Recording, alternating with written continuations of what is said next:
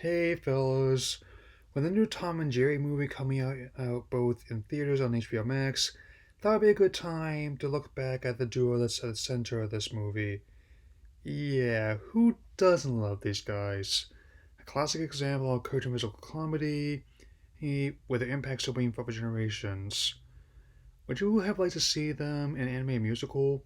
No, of course not. Who in their right mind would want to see that? Yet, it happened. A previous theatrical film, this was actually produced in 1992, but didn't see full theatrical release until a year later in 1993. That's never a good sign, but with a new movie coming, it's time to put this one behind me. Let's open up 1993's Tom and Jerry, the movie. The movie starts off decently enough with the opening credits and the first 10 minutes have a good amount of slapstick, with the cat and mouse not saying much outside their body language. I have something prepared, so just sit tight. There's also the first and last theatrical film directed by Phil Roman. It was mostly done TV animation for Charlie Brown, Garfield, The Simpsons, many others before and since. You're about to see why. As the two meander through the city, an apt metaphor for the story, the two will come across a gravelly voiced dog named Pugsy, voiced by Ed Gilbert, and a flea named Frankie, voiced by David Lander. Of course, because animals always befriend insects that suck their blood and carry disease. Yet, that's not even the worst of it. Title characters start talking and singing, and they're voiced by Richard Kind and the late Dana Hill, respectively. Insert Planet of the Apes musical gag here. I know it's old fashioned to me, but I must move ahead with this anyway. It's one thing to have them speak in the occasional 7 minutes short, it's another to do in a feature length film. Again, that's part of the lasting appeal was how much they can convey with in their body language. They're not the only ones. Take Gromit, for example. He doesn't speak or even have a physical mouth, yet he gets so much emotion on just one eyebrow. You'd think Up would be as acclaimed if they never stopped talking in the opening. I had a lovely wife that knew Star was a boy, then she died, now I'm a sad old man. They also run afoul of little alley cats for the next song.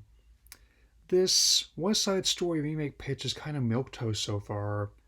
I'll also point out this was among the last films that Henry Mancini composed music for prior to his death in 1994. There's also these Pound employees who are basically discount Jasper and Horace from 101 Dalmatians. And so we now get to the actual story at 23 minutes in, which centers around Robin Starling, voiced by Andy McAfee. This movie thankfully didn't impact her career too much, with her later going on to voice Phoebe in Hey Arnold, even returning for the Jungle movie, as well as numerous video games, films, and TV series. I'll give you the short version. Her mother is gone. Tom and Jerry basically had to reunite her with her explorer father before aunt and her accountant can do away with Robin and collect her inheritance.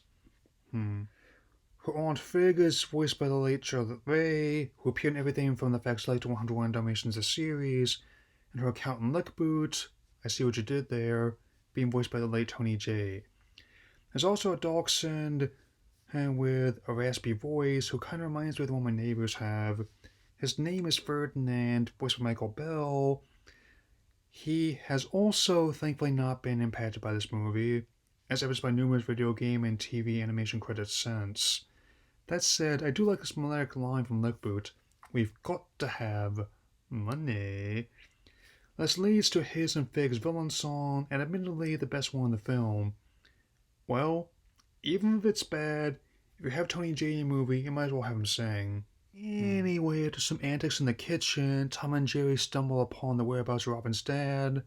Not wanting them to interfere with her plans, Fig has them sent to a vet named Dr. Applecheeks, voiced by late Henry Gibson. He gets a song too, but it pales compared to the last one. Also, Droopy Dog is there, voiced by the late great Don Messick. He and I are on the same page right now. Plus, Dog catch from before working for him because reasons. Tom and Jerry then escape with all the other animals, including Bugsy. Back with Robin, even though she's locked in the attic, Fig never thought to lock the windows. After her song, which is basically the poor man's version of Somewhere Out There from American Tail, Robin makes a break for it, heading into her father's cabin in the mountains, with Tom and Jerry's help, of course. However, the cabin is not exactly close, and they strike out a makeshift raft. How much of this movie did it take from American Tail, and why would I rather be watching that right now? After narrowly avoiding a barge, Fig and Lickboot would send out for Robin's return on some milk cartons since it was still in the days before mobile alerts. Fortunately, Robin, Tom, and Jerry have been taken in by, no joke, Captain Kitty, voiced by Ip Taylor, and his puppet Squawk, voiced by the late Howard Morris. Robin's dad also catches wind of her running away and knows she'll go to the cabin. Thankfully, only have a half hour left. Kitty and Squawk also get a song, but then they catch wind of Robin's report as we now reach a pile of everyone trying to claim the $1 million reward on her.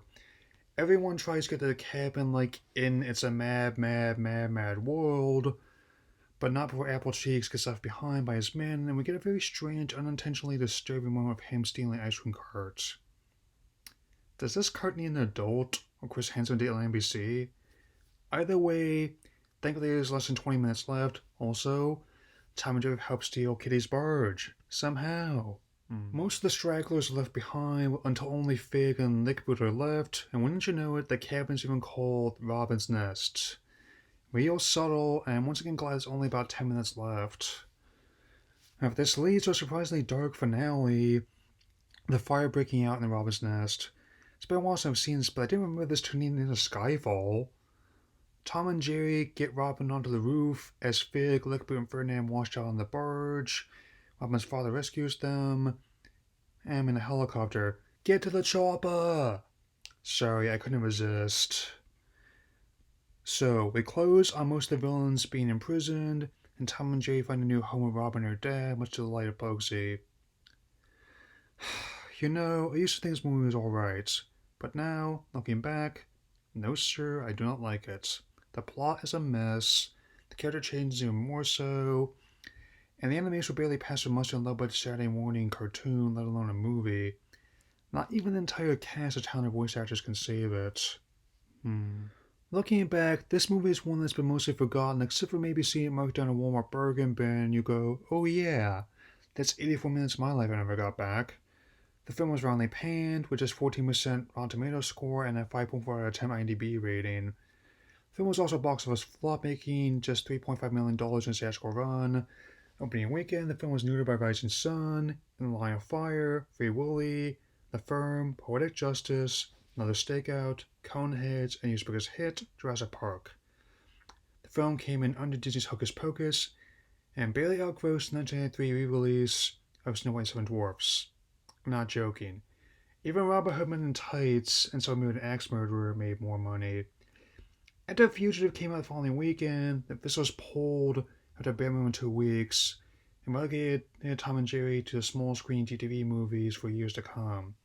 It took 28 years for them to even attempt another theatrical film, and while I don't know what to expect this time around, it does at least look more faithful to their humor. Hopefully it'll be better, because it's hard to imagine it being much worse. Final rating is 1 star out of 4. Whether I end up seeing it in theaters or on HBO Max, keep an eye out when I look at the 2021 reboot of Tom and Jerry after it comes out. Later.